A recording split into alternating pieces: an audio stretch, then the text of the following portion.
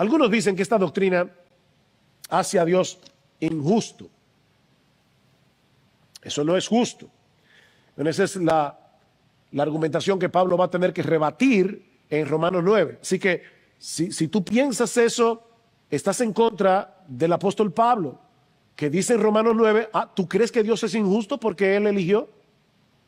La doctrina de la soberanía de Dios en la salvación ha sido objeto de debate durante siglos, pero nunca como hoy día, ya que para muchos es injusto el hecho de que Dios elige. Pero a través de este video veremos cómo los pastores Sugel Michelén y Miguel Núñez nos explican a través de la Biblia, con textos como Juan capítulo 10 y Romanos capítulo 9, que Dios realmente elige. De hecho, Dios eligió al pueblo de Israel entre todas las naciones y a nadie le molesta eso. Así que no te salgas de este video, míralo hasta el final y por favor apóyanos con un me gusta, compartiéndolo y suscribiéndote para más videos como este. ¿Recuerdan Mateo 7:23? Apartaos de mí, hacedores de maldad, yo nunca os conocí. Yo nunca os conocí.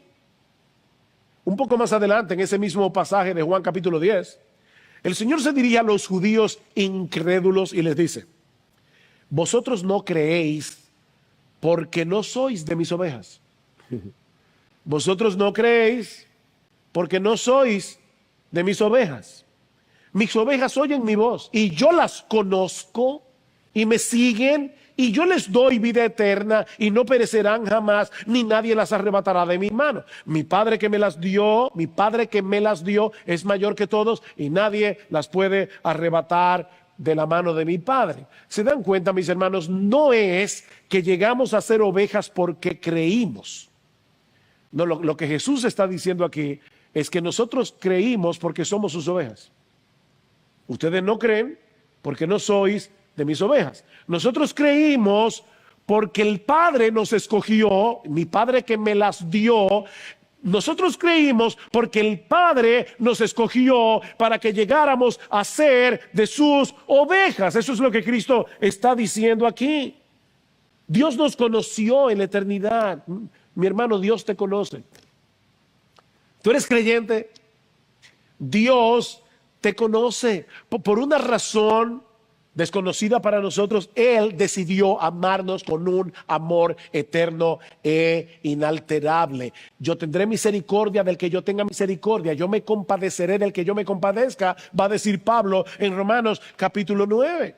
Y eso es precisamente lo que Pedro nos dice en el texto que citamos hace un momento, primera de Pedro capítulo 1 versículo 2. Escuchen: fuimos elegidos según la presciencia de Dios Padre en santificación del Espíritu para obedecer y ser rociados con la sangre de Jesucristo.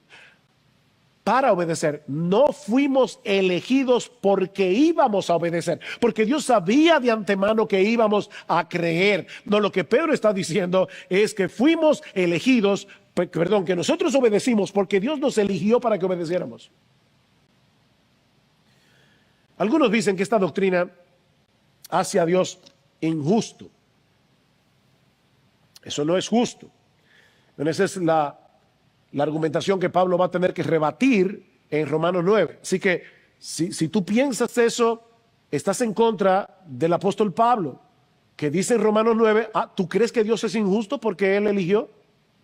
No, aquí no hay injusticia porque ningún pecador merece ser salvado. De hecho, todo pecador merece seguir siendo condenado. De manera que si Dios hubiera decidido no salvar a nadie, ¿sabes qué? Como quiera seguiría siendo un Dios justo. Porque eso es lo justo. Sin embargo, Él en su misericordia y en su compasión, de su propia voluntad, Él decidió salvar a millones. A final de cuentas, los pecadores no se van a condenar porque no fueron elegidos. Los pecadores se van a condenar porque en su pecado no quisieron venir a Cristo en arrepentimiento y fe. Ustedes no quieren venir a mí, no quieren, nadie quiere. Tú y yo tampoco queríamos, pero Dios obró en nosotros el querer como el hacer por su buena voluntad. Y déjame decirte algo, mi amigo. Si tú estás escuchando este mensaje y tú no eres creyente, nadie necesita saber que fue elegido para responder a la invitación del Evangelio. Lo único que tú necesitas saber es que tú eres pecador, que hay salvación en Cristo y que si vienes a Él en arrepentimiento y fe, serás salvo. Eso es lo único que tú necesitas saber. Otros dicen que esta doctrina anula la necesidad del evangelismo. Y yo creo que esa es una de las razones por la que algunos en su prejuicio no quieren saber de esta doctrina. Pero si esto es así, ¿para qué predicar? No, mi hermano, el mismo Dios que eligió a los pecadores, también eligió el medio a través del cual esos pecadores serán salvados. Y ese medio no es otro que la predicación del evangelio. Por eso es que Pablo dice en 2 Timoteo capítulo 2, versículo 10, yo todo lo soporto, óigame, yo todo lo soporto por amor a los escogidos, para que ellos también obtengan la salvación que es en Cristo Jesús. Pablo, pero si son escogidos, ¿para qué te molestas tanto? ¿Para qué coge tanta lucha? Y pregunta a alguien, ¿cómo podemos defender la soberanía de Dios y la elección frente a personas que ven a Dios como alguien injusto? ¿Cómo podemos defender la soberanía de Dios y la elección frente a personas que ven a Dios como alguien injusto? Precisamente por eso, por haber escogido a algunos y a otros no. Yo creo que hay varias cosas que pudiéramos decir. Por un lado, ayudar a la persona a entender que tan pronto nosotros llamamos a algo o a alguien justo o injusto, eso implica que hay un estándar de medida contra lo cual yo mido lo que es justo y es injusto. Esa persona yo creo que debe aceptar eso, sobre todo si es cristiano. Y el estándar de medida es Dios. Entonces, si Dios es el estándar de medida, ¿cómo le puedo yo decir al estándar de medida que tú eres injusto?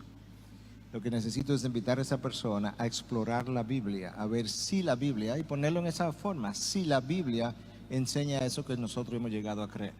Para que él entienda que no estoy tratando de forzarte un sombrero, sino vamos a ver si es verdad que la Biblia enseña esto. A mí me tocó enseñar en una ocasión en un seminario en Cuba. Voy a reservar la localización a propósito porque no sé hasta dónde llegan estos videos, pero era un seminario armeniano, excepto quizá por una persona, y entonces yo iba a enseñar, era de lunes a viernes, pero el jueves me permitieron exponer las doctrinas de la gracia, y ese jueves era de 8:30 a 4:30, y entonces lo que yo hice fue que le dije, miren hermanos, yo voy a poner preguntas aquí en el proyector, en la pantalla, y debajo de las preguntas nosotros vamos a poner versículos bíblicos que hablen acerca de lo que la pregunta está haciendo, lo que se está haciendo en la pregunta. Y luego yo le voy a preguntar a ustedes, antes de yo hablar, ¿qué ustedes entienden que esos versículos dicen? Y entonces yo puse preguntas como esta. ¿Tiene el hombre el libre albedrío? Yo no hablé. Entonces, primer versículo. Entonces pongo primer versículo. El que el Hijo del Hombre hace libre es verdaderamente libre. ¿Okay? ¿Qué ustedes entienden de esa libertad? Y la condición previa a esa libertad, ¿cuál era? Okay. Próximo versículo, Romanos 8:7. La mente pecadora o la mente puesta en la carne no se somete a la ley de Dios y ni siquiera puede. ¿Qué ustedes entienden de ese ni siquiera puede? Segunda de Timoteo 2, 25 y 26, trata con ternura a aquellos que se oponen por si acaso Dios le concede el arrepentimiento para que escapen del diablo, quien lo tiene esclavo para hacer su voluntad. ¿Qué ustedes entienden de eso? Y así lo fui llevando. Entonces al final yo decía, ok, parece que el veredicto de acuerdo a sus explicaciones es que la voluntad ha estado esclavizada. Entonces déjame decir algunas cosas. Y entonces comenzamos a hablar de eso. Y lo fui llevando a través de preguntas y versículos bíblicos, preguntas y versículos bíblicos. Y le decía para el comienzo, mira, al final de esta sesión del jueves, tú y yo vamos a seguir siendo hermanos y no nos tenemos que dividir por esto. Y número 2 y número 3, yo no te puedo convencer. No piense que yo vine aquí a convencerte, porque el poder de eso está en el Espíritu. Y si Él no lo hace, sería arrogante de mi parte pensar que yo sí lo puedo hacer. Lo que vamos a estudiar juntos por un día entero, estos versículos, y vamos a ver qué Dios te dice. Bueno, el resultado de eso es que un buen número de ellos hicieron el cambio y ahora hay varios profesores y el mismo rector del seminario que abrazó las doctrinas de la gracia. Necesita hacer esto como Pedro dice que debemos hacer la defensa, con reverencia y mansedumbre. El orgullo que a veces impregna a muchos de nosotros cuando abrazamos y entendemos esto es como que, wow, yo lo entendí y tú eres tan necio o estúpido que no lo puedes entender y entonces queremos llevarnos el mundo por delante. Ese no es el carácter de Cristo, ni eso va a producir buenos resultados. Alguien me preguntó ayer que cuál sería, creo que fue ayer, un consejo, de todos los consejos que le puede dar a una gente, un solo consejo que le pudiera dar. Y ahí rápidamente yo pensé y dije, de verdad, mira, cultiva la humildad. Porque la humildad te va a permitir no solamente aprender de la palabra y de otros, tú vas a poder enseñar a otros de una manera convincente, porque Dios le da gracia al humilde, cultiva la humildad. Y yo creo que necesitamos hacer eso cuando vamos a enseñar estas doctrinas. Es interesante ver que la Biblia se adelantó al arminianismo por muchos años, muchos siglos, porque esa acusación de que la elección hacia Dios injusto ya se la hicieron a Pablo en el siglo I. Y nadie va a tratar eso mejor que Pablo en Romanos capítulo 9. Pablo está hablando de la elección de Jacob en vez de a Esaú. Dios soberanamente escogió a Jacob y desechó a Esaú. Una vez le preguntaron, una señora se acercó a Spurgeon y le dijo, señora, yo no entiendo ese versículo. Y Spurgeon le dijo, yo tampoco. ¿Cómo es eso de que Dios aborreció a Esaú? Y, no, dice Spurgeon, esa parte yo la entiendo. Lo que yo no entiendo es que amara a Jacob. Porque cuando usted lee la vida de Jacob, no había ninguna razón para que Dios lo escogiera. Entonces, ahora Pablo, en una forma brillante, obviamente inspirado por el Espíritu Santo, dice, ¿qué pues diremos? ¿Que hay injusticia en Dios? Fíjense, la doctrina de la elección siempre ha levantado esa objeción. Eso no es nuevo. ¿Hay injusticia en Dios? Y Pablo responde, en ninguna manera. Otra vez la expresión megenoito, imposible, eso no puede ser. Pues a Moisés dice, tendré misericordia del que yo tenga misericordia y me compadeceré del que yo me compadezca. Fíjense cómo Pablo cambió el énfasis de la justicia a la misericordia. Pablo dice, tú me estás hablando de justicia, que sea injusticia en Dios. Si Dios nos tratara a todos con justicia, nos mandara a todos al infierno. Porque no es solamente que todos somos pecadores, es que todos queremos seguir siéndolo. Así que no hay injusticia en Dios porque Él elija a algunos, más bien hay misericordia. Y luego dice Pablo que esa misericordia es soberana, porque dice, así que no depende del que quiere ni del que corre, sino de Dios que tiene misericordia. Porque la Escritura dice a Faraón, para esto mismo te he levantado, para mostrar en ti mi poder y para que mi nombre sea anunciado por toda la tierra, de manera que de quien quiere tiene misericordia y al que quiere endurecer, endurece. Y Pablo no pide excusas por hablar así. Ese es el Dios de la Biblia, es un Dios soberano. Pero ahora se levanta otra objeción. Pero me dirás, ¿por qué pues inculpa entonces? Porque ¿quién ha resistido a su voluntad? Yo tengo una pregunta ahora para ustedes. Voy a usar el método socrático que usa Miguel. Muy buen método para... Yo me reía con... Tú decías, vean este texto y es un método genial. Ahora yo les voy a hacer a ustedes una pregunta. Pablo está aquí discutiendo con alguien, es obvio. Dice, tú me vas a decir y yo te respondo. La pregunta es, ¿con quién está discutiendo Pablo? ¿Con un calvinista o con un arminiano?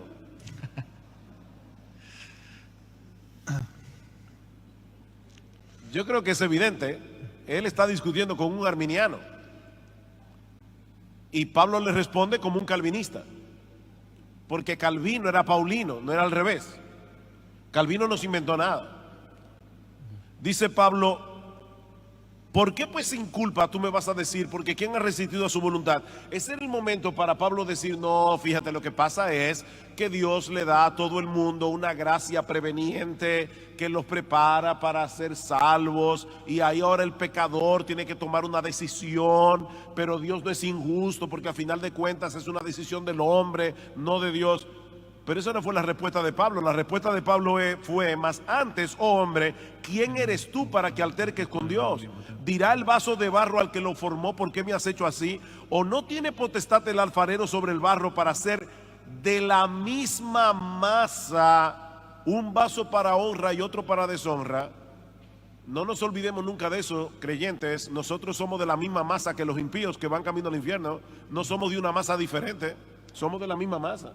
Pero Dios soberanamente hizo de esa misma masa de gente pecadora vasos para honra y vasos para deshonra, y al final de cuentas a Dios sea toda la gloria por la salvación. Nos gustaría saber qué has determinado a través de tus estudios teológicos sobre la soberanía de Dios en la salvación. Es importante que lo dejes aquí en los comentarios. Si este video te gustó, por favor apóyanos con un me gusta, suscríbete, activa la campanita y compártelo con más personas. Nos vemos en un próximo video. Muchas gracias.